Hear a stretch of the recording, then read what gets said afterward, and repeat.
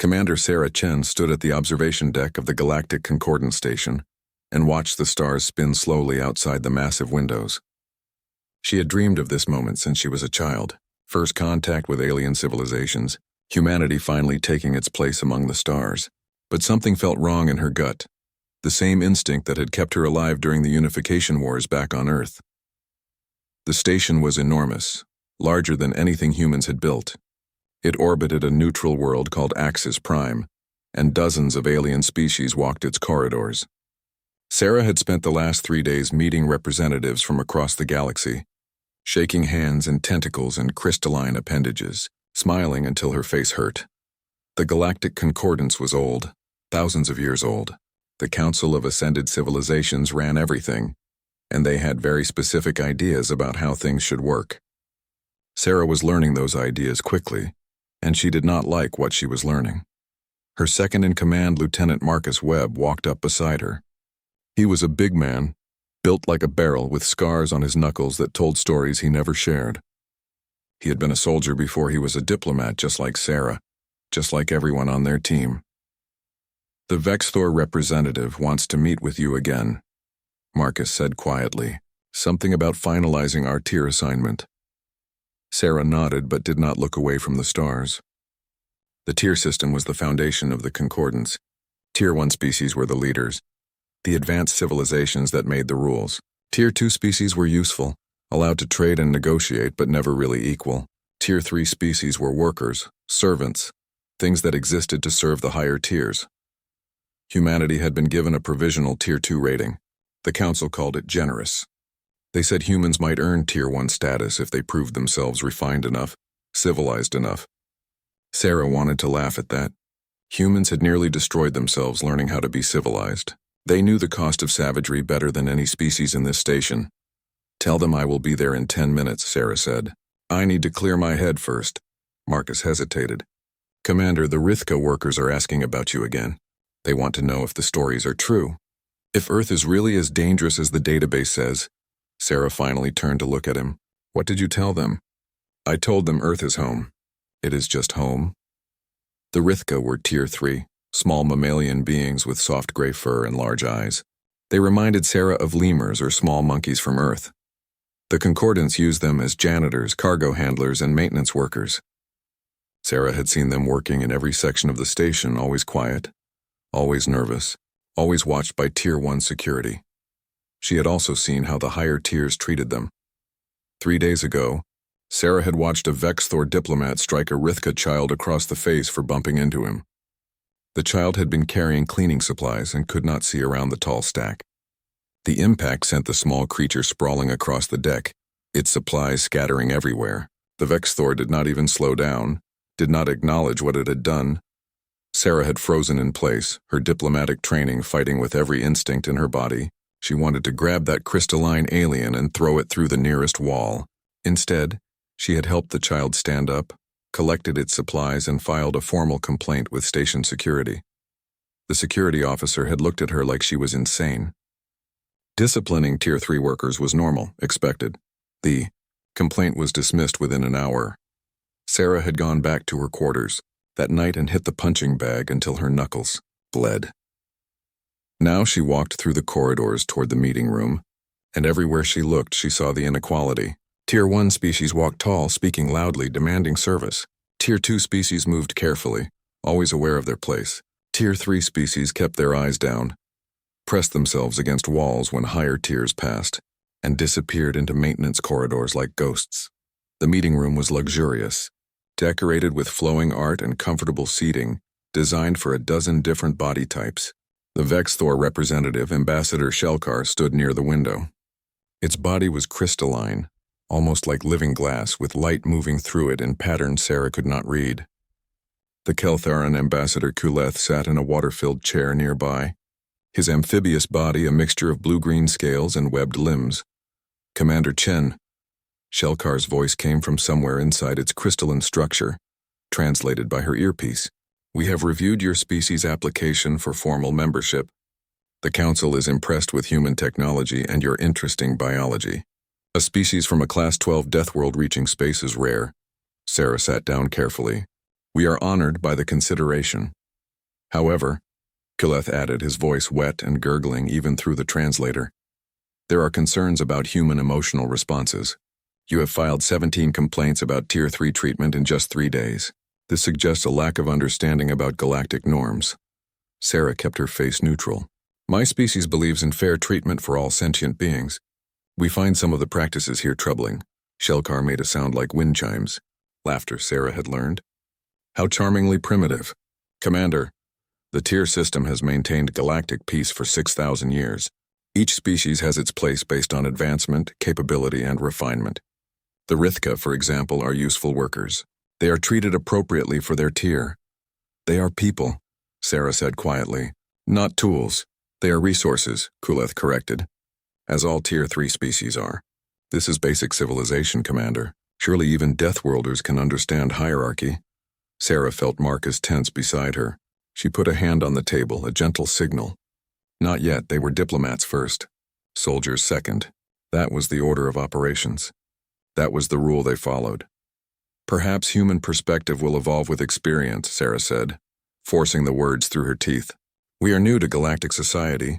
We have much to learn. The two ambassadors seemed satisfied with that. They spent another hour discussing trade agreements, technology exchanges, and cultural protocols. Sarah smiled and nodded and signed documents, all while watching a Rithka worker clean the corners of the room, invisible to everyone but her. After the meeting ended, Sarah walked back toward the human quarters with Marcus and Dr. James Okafor, their xenobiologist. James was tall and thin with thoughtful eyes that missed nothing. They are testing us, James said quietly. Every meeting, every interaction, they want to see if we will accept their system. Can we?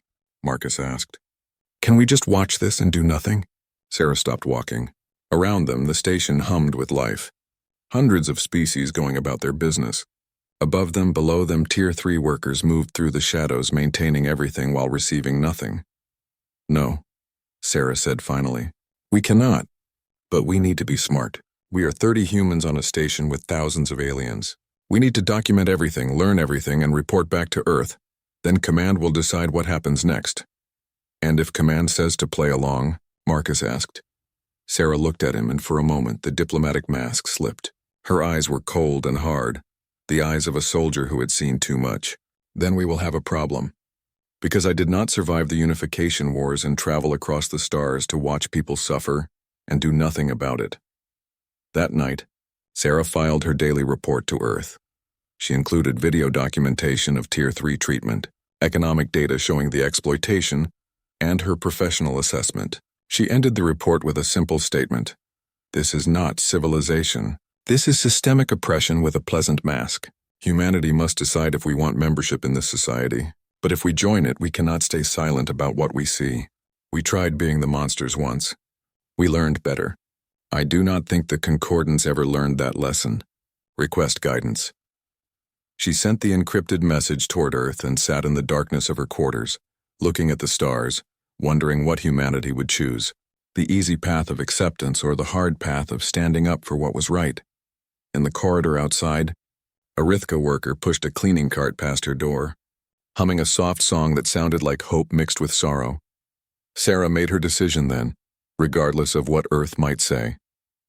She had not traveled across the stars to be complicit in cruelty. Whatever came next, humanity would face it together. The Deathworlders were about to remind the galaxy why gentleness was a choice, not a weakness.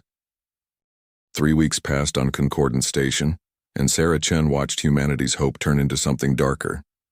The response from Earth had been clear. Continue diplomatic efforts. Document everything. Do not cause an incident. Humanity needed allies among the stars, and burning bridges with the most powerful galactic organization was not strategic. Sarah understood the logic. She hated it, but she understood it. So she smiled at ambassadors who treated sentient beings like furniture. She attended dinners where Tier 1 species discussed genetic culling, like farmers discussing crop rotation. She filed reports that went nowhere and lodged complaints that were dismissed before the digital ink dried. And every day, she watched the Rithka suffer. Dr. Okafor had befriended several of the Rithka workers during his research. He was supposed to be studying alien biology for Earth's databases, but James could never separate science from compassion. He learned their names, their families, their hopes. He brought them food from the human quarters because station rations for Tier 3 workers were deliberately inadequate. Hungry workers were compliant workers according to Concordance efficiency guidelines. One of the Rithka, an older male named Keth, had worked on the station for 20 years. He told James stories about his children, 3 sons and a daughter, all assigned to different stations across the Concordance. The system deliberately separated families to prevent Tier 3 populations from organizing. Keth had not seen his daughter in 7 years. "Does it hurt?" Keth asked James one evening, pointing to the scars on the doctor's hands from years of field medicine. "Being from a death world?" James had smiled sadly. "Earth taught us to handle pain. But watching good people suffer when we could help, that hurts worse than anything our planet ever did to us." The breaking point came during a diplomatic dinner in the station's grand hall. Sarah sat at a long table with representatives from a dozen species. The food was exotic and carefully prepared, each dish suited to different biological needs. The Vexthor absorbed light energy. The Keltherans ate living aquatic creatures. Humans received protein that resembled steak, but came from a plant-based organism native to a Tier 2 world. Servers moved between the tables, all of them Tier 3 workers, all of them silent and efficient and invisible. Ambassador Quillith was holding court at the table, telling a story about economic reforms on his homeworld. Sarah was only half listening, her attention on the Rithka server standing near the wall waiting to refill drinks. The small creature's hands were shaking. Sarah noticed burn marks on its fur that had not been there yesterday. "The key to productivity," Quillith was saying, his voice carrying across the table, "is proper motivation. Tier 3 populations require firm guidance. Too much comfort breeds laziness." Several ambassadors made sounds of agreement. Sarah's hand tightened on her fork. "For example," Quillith continued, and he gestured to the Rithka server. "You there. Come here." The Rithka approached slowly, head down, carrying a water pitcher. Sarah could see fear in every line of its small body. "This one spilled a tray yesterday," Quillith said conversationally. "A simple mistake, but mistakes must have consequences. Otherwise, how do they learn?" He reached out with one webbed hand, casual as anything, and pressed his palm against the Rithka's arm. The Keltherans' biology included thermal regulation that could raise their body temperature to dangerous levels. Sarah heard the sizzle, smelled burning fur, and watched the Rithka go rigid with pain but make no sound. Making sounds during discipline earned worse punishment. Quillith held contact for 3 seconds, then released the server and went back to his meal like nothing had happened. The Rithka stumbled back to the wall, cradling its burned arm, eyes wet but silent. Sarah set down her fork carefully. The table had gone quiet, multiple species watching her reaction. This was a test. Everything was always a test. "Ambassador Quillith," Sarah said, her voice perfectly controlled. "On my world we have a saying, do not mistake restraint for incapacity." The Keltharan's eyes focused on her, intelligent and cruel. "Your death world made you durable, Commander Chen. We all know the stories. Humans survive injuries that would kill most species. You hunt prey across continents. You endure pain that would break lesser beings. Impressive physical traits." He took a bite of his still-living meal, chewing slowly. "But durability without ruthlessness is just livestock that takes longer to break. You are strong, yes, but you are soft where it matters. You care about things beneath your tier. That makes you weak." Marcus shifted beside Sarah. She could feel the tension radiating from him like heat from a fire. Lieutenant Webb had killed people with his bare hands during the wars on Earth. He had learned control the hard way, learned to be gentle because the alternative nearly destroyed him. But control had limits. Sarah put a hand on his knee under the table. "Not yet." "Perhaps you are right, Ambassador," Sarah said, still smiling. "Perhaps compassion is weakness. Earth is still learning galactic ways." Quillith laughed, a wet gurgling sound. "You see? Durability. You absorb the lesson even when it stings. This is why humanity might reach Tier 1 someday. You can be trained." The dinner continued. Sarah ate her food and made small talk and played the diplomatic game. But inside something was shifting. A decision was crystallizing like ice forming on a winter lake. After the dinner, she walked through the maintenance levels with Marcus and James. This was where the Tier 3 populations lived, in cramped quarters with poor environmental controls and minimal facilities. Hundreds of beings from dozens of species, all working to keep the station running, all treated as disposable. They found Keth in his small sleeping space, a room he shared with 5 other Rithka. He was tending to the burned server from the dinner, applying medical gel from a bottle that looked mostly empty. "Commander," Keth said quietly, "you should not be here. If security sees you in the Tier 3 quarters, they will question your judgment." "How is she?" Sarah asked, ignoring his concern. "She will survive. We always survive." Keth's voice was tired. "That is what we do. We survive and work and hope our children might have better lives, though I do not know how they could." James knelt down beside the injured server. "May I look at the burn?" The young Rithka nodded, and James examined the wound with gentle efficiency. His face was hard as stone. Second-degree burn. Deliberate and controlled. He knew exactly how much damage to cause without permanent disability. "He has done this before. He does it every week," Keth confirmed. "Sometimes more. Ambassador Quilleth believes visible discipline maintains order. The Vexthor prefers psychological punishment. The other Tier 1 species have their own methods. It is normal. It is just how things are." Sarah crouched down so she was eye level with Keth. "What if things could be different?" The old Rithka looked at her with ancient eyes. "Different how? The Concordance has existed for 6,000 years, Commander. The tier system has existed longer. Species have tried to rebel before. They are always suppressed. Always. The Tier 1 civilizations have weapons that can destroy planets. They have technology we cannot imagine. We are workers. We work and survive, and that is enough. What if you had help?" Marcus asked. Keth laughed, a sound like dried leaves blowing across stone. "From who? You? 30 humans against the Concordance? You are one small ship from one small species that just found the stars. You are brave, I think. Maybe foolish. But you cannot change the galaxy." Sarah stood up slowly. She looked around the cramped quarters at the Rithka huddled together for comfort, at the thin blankets and empty food containers and atmosphere of quiet despair. She thought about Earth, about the wars humanity had fought, about the moment when her species looked at itself and decided to be better. "You are right," Sarah said. "We cannot change the galaxy. Not today, but maybe we can change this station." She pulled out her communicator and sent an encrypted message to Earth. Not a request, not a question. A statement of intent, diplomatic solutions exhausted. Systematic abuse documented across 3 weeks. Request immediate recall and authorization for Protocol Shepard. Tier 3 populations require extraction. Human team ready to proceed with or without approval. We did not travel across the stars to watch genocide in slow motion. The response came back 6 hours later, in the middle of the station's night cycle. Authorization granted. Protocol Shepard active. Protect the vulnerable. Rules of engagement. Defensive only until extraction is secured. Earth stands with you. Show them why we chose to be gentle. Show them what happens when we choose otherwise. Sarah read the message 3 times, then gathered her team in the human quarters. All 30 of them, soldiers and scientists and engineers who had volunteered for first contact because they wanted to see the stars. They looked at her with steady eyes, waiting.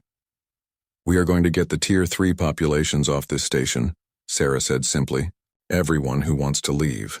We are going to take them somewhere safe. And if the Concordance tries to stop us, we are going to remind them what a Deathworld species looks like when the diplomatic mask comes off." Lieutenant Webb smiled for the first time in weeks. "About damn time." Dr. Okafor nodded slowly. "The Rithka trust us. I can spread the word quietly. We need to move fast before security notices unusual activity." Sarah looked at her team, these gentle humans who had learned to smile and negotiate and be civilized. These soldiers who had put down their weapons and picked up olive bra. The station's night cycle was artificial, a dimming of lights to simulate planetary rhythm for species that needed sleep. Sarah Chen moved through corridors that were shadowy but not dark, her footsteps silent on the deck plating. Behind her, 3 other humans moved just as quietly. They wore their diplomatic uniforms, but the clothes could not hide what they really were. Hunters Dr. Okafor had spent the day spreading word through the Rithka networks. Quiet conversations in maintenance tunnels. Messages passed through the invisible communication system that all oppressed populations develop. The word was simple. Humans are leaving tonight and they are taking anyone who wants to go. Pack light. Tell no one outside your immediate family. Be ready. The response had been overwhelming. Every Rithka on the station wanted off. Most of the other Tier 3 species too. Nearly 2,000 beings. all willing to risk execution for a chance at freedom. The human ship was docked at Bay 7, a mid-sized cargo area with minimal security. Sarah's team had spent 3 weeks being model visitors, predictable and polite. Security barely watched their ship anymore. That was about to be a fatal mistake. Sarah reached the first checkpoint where a bored Keltheran guard sat at a monitoring station. She walked up with a smile, carrying a data pad like she was doing routine paperwork. "Evening," she said pleasantly. "Just checking cargo manifests for our departure tomorrow." The guard barely looked up. "Go ahead." Sarah walked past him and Marcus came up behind, fast and silent. One hand over the guard's mouth, the other applying pressure to the nerve cluster Dr. Okafor had mapped out weeks ago. The Keltheran went limp in 3 seconds, unconscious but alive. Marcus zip-tied him and dragged him into a storage closet. "Non-lethal where possible," Sarah reminded him quietly. "These are security forces, not the people giving orders." "I know," Marcus said. "Does not mean I have to like them."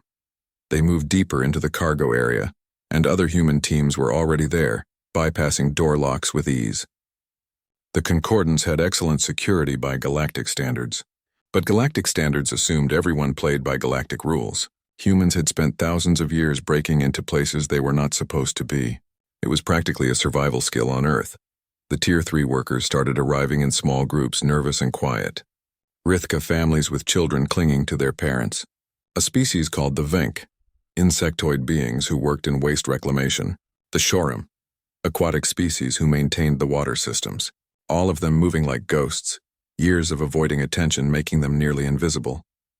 Sarah's engineer, Lieutenant Chen Park, had the ship's cargo bay opened and ready.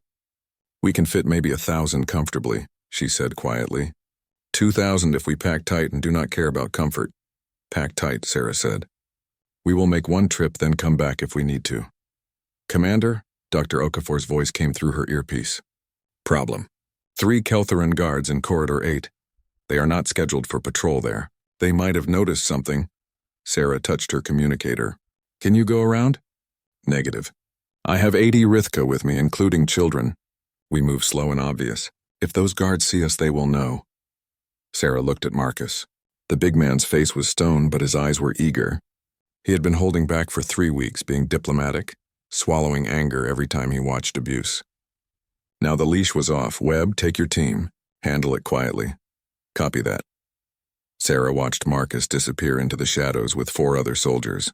They moved like smoke, like the persistence hunters their ancestors had been stalking prey across African plains. But now they were hunting in metal corridors and their prey had weapons. 2 minutes later, Marcus's voice came through her earpiece. "Corridor secure. No alerts raised. 3 guards restrained. Casualties? They will have headaches and bruised egos.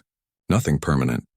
More Tier 3 workers flooded into the cargo bay. Sarah helped organize them, directing families to safe spaces, making sure everyone had water and emergency supplies. A young Rithka child, no more than 5 years old by human standards, looked up at her with huge eyes.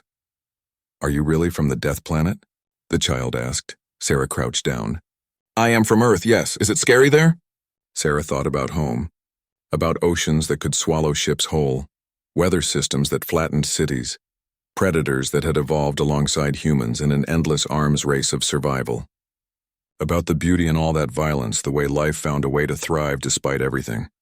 "Sometimes," Sarah admitted, "but it is also beautiful. And it taught us to protect each other.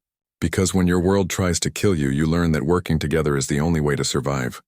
The child nodded solemnly, then hugged Sarah's leg before running back to its mother. By the time the cargo bay was at capacity, nearly 2,000 Tier 3 workers had been loaded.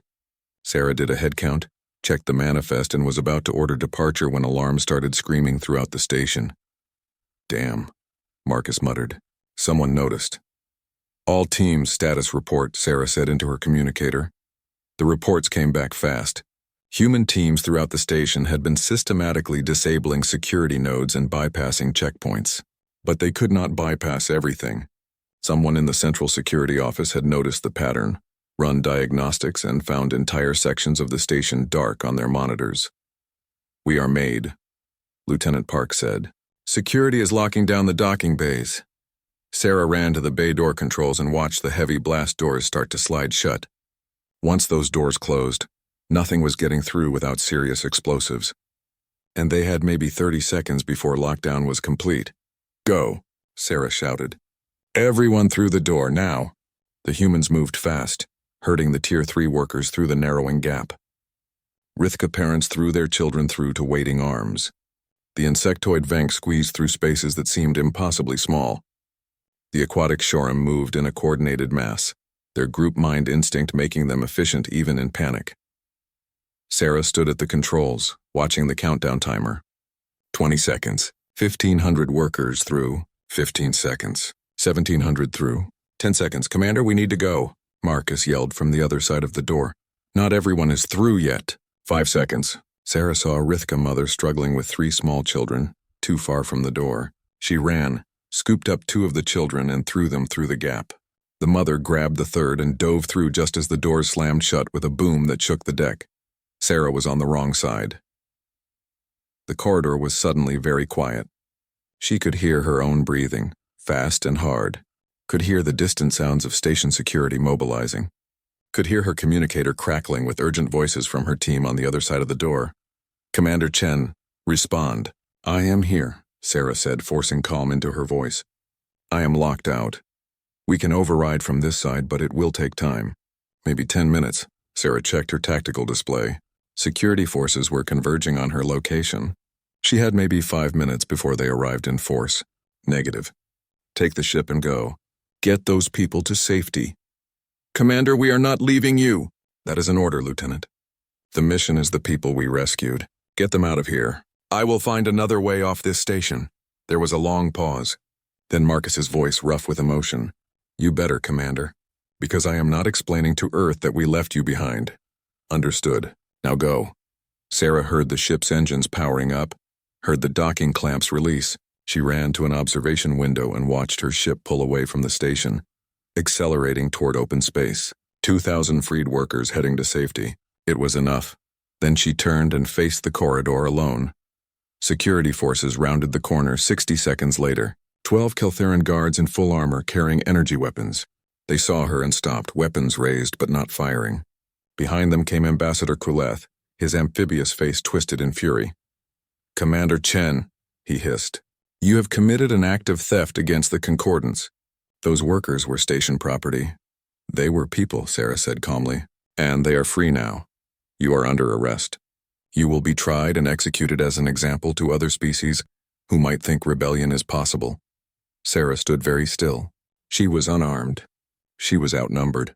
She was locked on a hostile station with an entire security force between her and any possible escape. By any logical analysis, she had lost, but she was smiling. "Ambassador," Sarah said quietly, "do you know what the worst thing about being from a death world is?" Kuleth gestured to his guards to hold fire. He was curious now, wanting to savor his victory. "Tell me, human, the worst thing is learning to be gentle, learning to control the instincts that kept our species alive for millions of years, learning to smile when we want to fight, learning to negotiate when we want to hunt." Sarah's smile widened, and there was nothing diplomatic in it now. Because once you learn to be gentle, you also learn what happens when you stop. She moved. Humans were not the fastest species in the galaxy. They were not the strongest. But they were the product of a planet that had tried to kill them for millions of years and failed. They were persistence hunters who chased prey until it collapsed from exhaustion. They were social predators who worked together to bring D. The station's alarm system was screaming now, a piercing sound that echoed through every corridor. Sarah Chen moved fast, using the maintenance passages that Dr. Okafor had mapped during their 3 weeks of diplomatic smile and handshake routine. Ambassador Kuleth stumbled ahead of her, his webbed feet slapping against the deck plating as she prodded him forward with the captured energy weapon. "This is madness," Kuleth hissed. "You cannot escape. The station has 3,000 security personnel. You are one human." "One is enough," Sarah said simply. She was not lying. Humans had a phrase from their military history. One riot, one ranger. It meant that sometimes one person with enough determination could hold against overwhelming odds. Earth's history was full of stories like that, last stands and desperate defenses and individuals who refused to break. Her communicator crackled. "Commander, this is Lieutenant Park. We are clear of the station's weapon range. What is your status?" "Still breathing." Keep going. Get those people somewhere safe. Earth has dispatched support ships. They will be here in 6 hours. 6 hours. Sarah had to survive 6 hours on a hostile station that now knew humans were not the soft diplomatic species they pretended to be. It seemed impossible. But Sarah had done impossible things before. She reached the escape pod bay and found it sealed, guarded by a full security team. 20 Vexthor in heavy crystalline armor, their bodies glowing with stored energy. These were not station guards. These were soldiers. Drop the weapon, human, the lead Vexthor said, his voice like breaking glass. You are surrounded. You cannot win. Sarah looked at them, at their overlapping fields of fire, at their professional positioning. They were right. She could not win. Not in a direct fight, so she changed the battlefield. Kuleth, Sarah said loudly. Tell them what Earth is classified as. The ambassador said nothing. Sarah pressed the weapon against his back. Tell them. Class 12 Deathworld, Kuleth said reluctantly. The highest danger classification. Tell them what that means. It means 90% of known species would die within hours on your planet. It means your world is a nightmare of predators, disease, weather extremes, and geological instability. And yet, Sarah said, her voice carrying across the bay, humans survived there, thrived there, conquered there. Do you know how? The Vexthor said nothing, but Sarah saw their stance shift slightly. Uncertainty. We adapted. We learned. We became the apex predator on a planet full of things trying to kill us. Sarah smiled, and it was not a nice smile. And then we almost destroyed ourselves fighting each other. So we learned to be gentle. We chose civilization over savagery, but choosing gentleness does not mean we forgot how to be savage. She grabbed Kuleth and threw him toward the Vexthor guards, using his body as a distraction. In the same motion, she fired the energy weapon at the ceiling panels, bringing down a rain of debris and sparks. The bay lights flickered and died, emergency lighting kicking in with a dim red glow. Then Sarah moved into the chaos. Humans could see in low light better than most species. It was an adaptation from millions of years of being both hunter and hunted, needing to spot predators in the darkness. Sarah used that advantage now, picking her targets carefully. She did not try to kill. She disabled, struck weak points that Dr. Okafor had identified, used the environment as a weapon. A Vexthor swung at her with a crystalline fist and Sarah ducked under it, letting his momentum carry him into a wall. The crystal being cracked on impact, not fatal but incapacitating. Another guard tried to grapple her and Sarah went low, sweeping his legs and using his own weight against him. It was not elegant. It was brutal and efficient and ugly, but it worked. 3 minutes later, Sarah stood alone in the bay, breathing hard, surrounded by groaning Vexthor guards. She accessed the escape pod controls and found them locked down from Central Command. Of course, she muttered. Her communicator crackled again. Commander, we are picking up station-wide announcements. The Concordance is ordering all ships to hunt down our vessel. They are calling what we did an act of war. Expected, Sarah said. Keep running. Do not engage unless you have no choice. She left the escape pod bay and headed deeper into the station. If she could not escape, she would do what she did best. She would survive. And she would cause as much disruption as possible while doing it. The station's engineering section was a maze of power conduits, life support systems, and gravity generators. Sarah knew from the station schematics that this was the heart of Concordance Station. It was also heavily guarded. She moved through maintenance tunnels using access codes she had stolen from Kuleth's security pass. The codes worked for about 10 minutes before Central Security updated the locks. By then, Sarah was already inside the main engineering bay. The room was enormous, 3 stories tall, filled with humming machinery and flowing energy. A dozen technicians worked at control stations, monitoring the systems that kept 50,000 beings alive on this station.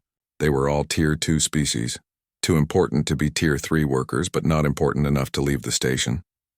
Sarah walked in like she belonged there, her diplomatic uniform still intact despite the fight. She headed for the main control console, moving with purpose and confidence. Half of infiltration was just acting like you were supposed to be there. She made it to the console before someone noticed. A technician, some species she did not recognize, with 4 arms and compound eyes. You are not authorized in this section. Emergency authorization, Sarah said smoothly, accessing the controls. Checking system integrity after the security breach. Her fingers flew across the interface while she talked. accessing subroutines that Dr. Okafor had identified as critical. She was not sabotaging anything. She was just making things uncomfortable. She rerouted power from the security sections to life support in the Tier 3 quarters. She adjusted the environmental controls to make Tier 1 sections slightly too warm or too cold. Nothing dangerous, but definitely annoying. She triggered false alarms in sections far from where she actually was, sending security forces running in circles. Then she broadcast a message on all frequencies. Attention Concordance Station. This is Commander Sarah Chen of Earth. You have witnessed what one human can do when we stop being diplomatic. Imagine what 30 can do. What 300 can do. What 3 billion can do. She paused. Humanity offered you peace and friendship. You responded with cruelty and oppression. So now you see what we really are. We are the species that looked at death itself and said, not today. We are the survivors, the adapters, the ones who refuse to break. She could hear security forces converging on her location. Time to move. You cannot keep us locked on this station forever, and when Earth's fleet arrives, you will have a choice. Release all Tier 3 workers who want freedom, or learn what war with a Deathworld species actually means. Choose wisely. Sarah cut the transmission and ran, using the 3-story height of the engineering bay to her advantage. She climbed to the upper levels, moving through catwalks and service passages. Below her, security forces flooded the room, searching. For the next 4 hours, Sarah played a game of cat and mouse throughout the station. Except she was both the cat and the mouse, hunting and being hunted in turns. She learned the rhythms of security patrols, found blind spots in the monitoring systems, and used every trick she had learned during the unification wars. She ambushed a patrol in Corridor 12 and took their weapons.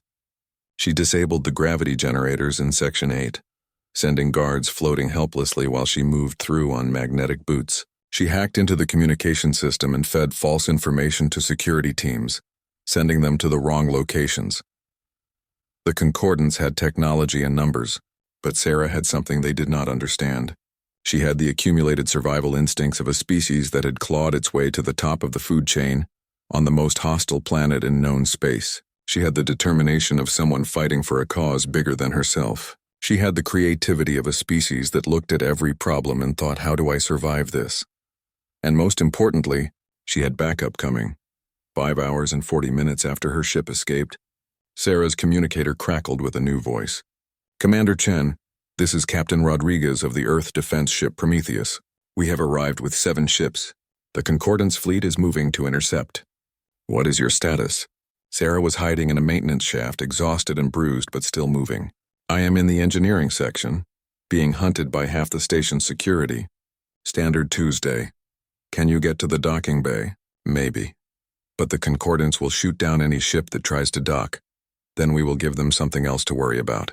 All ships, this is Prometheus. Execute Protocol Guardian. Show them what a Deathworld species brings to battle. Through a viewport, Sarah watched the Earth ships move into formation. They were smaller than the Concordance battleships. Newer technology built by a species that had only reached the stars a few decades ago. The Galactic fleet probably thought they had every advantage. They were wrong. The Earth ships moved like nothing the Concordance had seen before. They used gravity slingshot maneuvers that most species considered too dangerous, pulling forces that would crush standard crews. They fired weapons and changed vectors before the enemy could predict their location. They fought like humans fought, aggressive and unpredictable, and utterly. Ruth Sarah Chen sat in the medical bay of the Prometheus, while Dr. Okafor checked her injuries. She had bruised ribs, a sprained wrist, and about 30 minor cuts and burns. Nothing serious by her standards. She had walked away from worse during the wars on Earth. You should be dead, James said quietly, running a scanner over her ribs. The tactical analysis says you faced over 200 security personnel in 6 hours. The odds of survival were 0.03%. I got lucky, Sarah said. No, you got good. James met her eyes. And you reminded them why humanity survived Earth. But this is not over, Commander. The Concordance is not going to let this go. Sarah knew he was right. Through the viewport, she could see the 7 Earth ships holding position in a defensive formation. Beyond them, the Concordance fleet was regrouping, damaged but still dangerous. And somewhere on that station, 50,000 beings were watching and waiting to see what happened next. Captain Rodriguez walked into the medical bay, a broad-shouldered woman with gray at her temples and scars on her hands. She had commanded ships during the Unification Wars, had seen the worst humanity could do to itself, and had chosen to keep serving because someone had to protect people who could not protect themselves. Commander Chen, Rodriguez said formally, Earth Command wants a full report. But more importantly, the Concordance just transmitted a message to all our ships. They are calling this an act of war. They are demanding we return the freed workers and surrender you for trial. They are giving us 6 hours to comply or they will destroy all human vessels in the system. Sarah stood up, ignoring the pain in her ribs. What did Earth Command say? They said it is your operation. Your call. The weight of command settled on Sarah's shoulders. She could surrender herself, save the ships and crews, follow the logical path. Or she could fight, risk everything, and show the galaxy that humanity meant what it said about protecting the vulnerable. Get me a channel to the Concordance. All frequencies. I want everyone to hear this. 2 minutes later, Sarah stood on the bridge facing a communication screen that showed Ambassador Kuleth and the full council of ascended civilizations. The crystalline Vexthor, the amphibious Keltherons, and a dozen other Tier 1 species, all looking at her with expressions ranging from fury to cold calculation. Commander Chen, Shelkar spoke first, his crystalline voice hard. You have violated every protocol of galactic civilization. You stole station property, assaulted security personnel, and caused massive damage to Concordance infrastructure. These are acts of war. No, Sarah said calmly. These are acts of conscience. We freed people you were enslaving. We defended ourselves when you attacked, and we will do it again. Every time. Everywhere we find oppression. The tier system is thousands of years old. Kuleth hissed. It maintains order.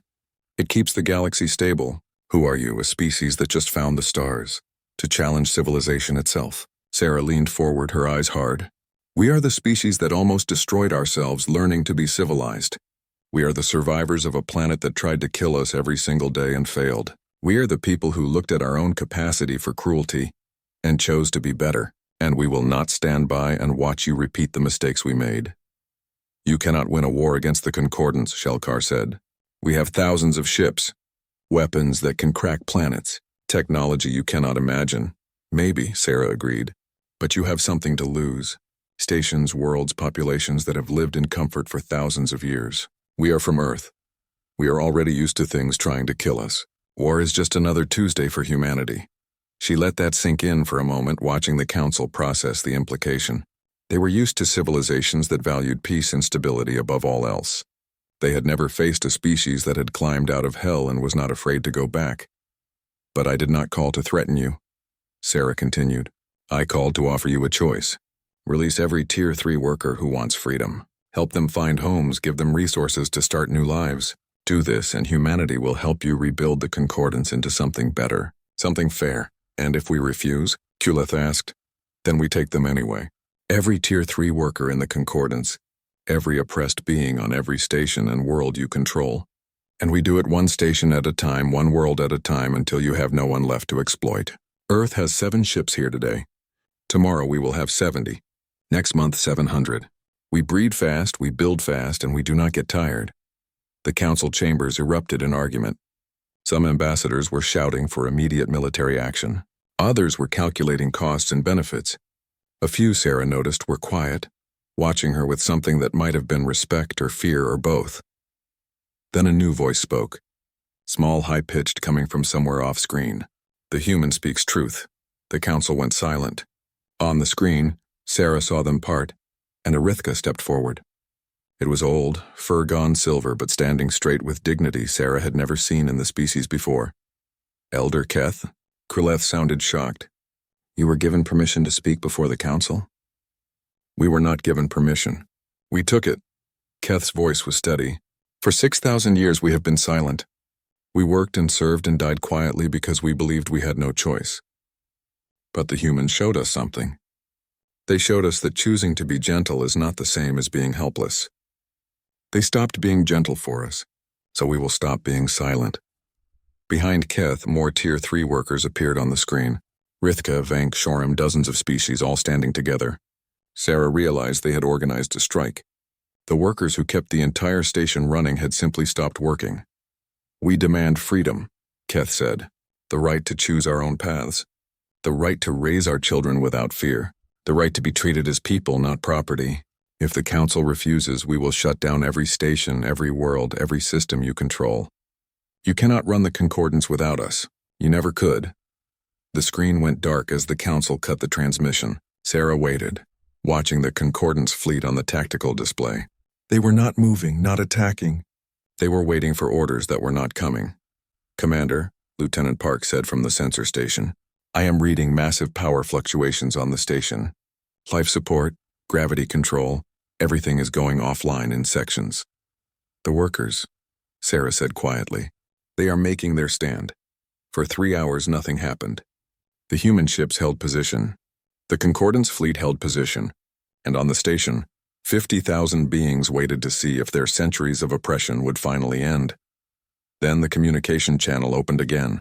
This time it was not the Council. It was hundreds of channels, broadcasting from across the Concordance territory. Tier 3 workers everywhere, inspired by the events at Concordance Station, were rising up. Not with violence, with silence. They simply stopped working. The galactic civilization that had stood for 6,000 years was grinding to a halt. The Council transmitted again. Shelkar spoke alone this time, his crystalline voice tired. "The Council has voted. We will release all Tier 3 workers who wish to leave. We will provide resources for resettlement. And we will reform the tier system to eliminate forced servitude. These changes will take time." "You have 1 year," Sarah said. "Earth will be watching, and we will help any species that wants to leave during that time." "This is extortion." "No, this is justice." "There is a difference." The transmission ended. Sarah turned to Captain Rodriguez. "Get me back to the station. We need to help coordinate the evacuation of anyone who wants to leave. It is going to be a long few months." Rodriguez smiled. "You know this changes everything, right? Humanity just went from unknown newcomers to the most controversial species in the galaxy. Half of them will hate us. And the other half?" Sarah asked. "The other half will see us as heroes, as liberators." Rodriguez pulled up a tactical display showing communication traffic across the galaxy. "Look at this. Every news network, every diplomatic channel, every species with access to communication is talking about what happened here. The story is spreading." Sarah watched the data flow, messages bouncing between star systems, the legend growing with each retelling. She thought about the title someone would give this story someday, about how humanity had arrived at the galactic stage with smiles and handshakes, choosing to be gentle, choosing diplomacy over force, until the moment they saw injustice and chose to stop being gentle. "Let them talk," Sarah said. "Let the story spread. Maybe some species will see us as dangerous. Maybe some will see us as saviors. But they will all see us as people who keep their word. We said we would protect the vulnerable. We meant it." Over the next 6 months, Sarah's team helped evacuate over 300,000 Tier 3 workers from Concordance territory. Earth established colony worlds, provided resources, and helped species build new societies based on freedom and cooperation instead of hierarchy and oppression. The Concordance reformed slowly, reluctantly, but they reformed. Some of the Tier 1 species left, refusing to accept a system where they were not automatically superior. Others adapted, learning that civilization built on cooperation was stronger than civilization built on exploitation.